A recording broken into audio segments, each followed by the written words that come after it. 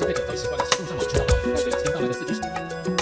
大概多久换一次手机？大概1年，为什么？因为有新功能后。Since iPhone 6 is out now, I am gonna get rid of my iPhone 5. I always got to have the latest iPhone. A smartphone is the most often replaced personal electronic device. For every 10 phones we collect, at least half of them are still usable. In 2013, Taiwan sold a total of some 860,000 laptops, but the Environmental Protection Administration only collected some 58,000 to be recycled. This means the recycling rate is far lower than the replacement rate. 这全部都是手机呀。 Just where do unwanted personal electronics go? Whether they are consumer electronics or small appliances, if not recycled properly, they are bound to cause pollution.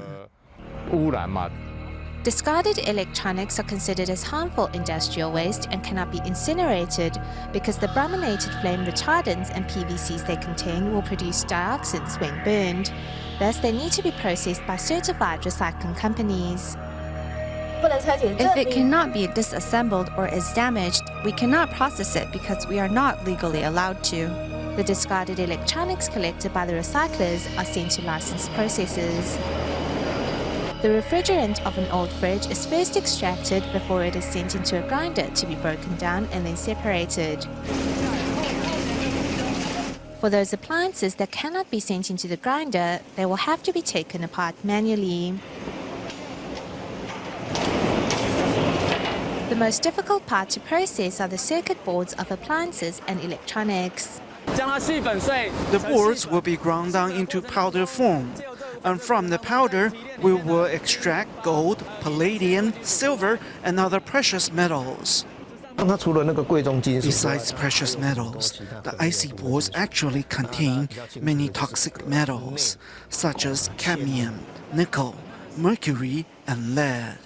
A properly equipped processing plant can help prevent pollution caused by industrial waste. However, it is a different story for unlicensed processors who often illegally dump the waste they take. One example being the industrial waste dump site that was discovered at the Zhongzhuang Retention Basin next to the Shimen Reservoir.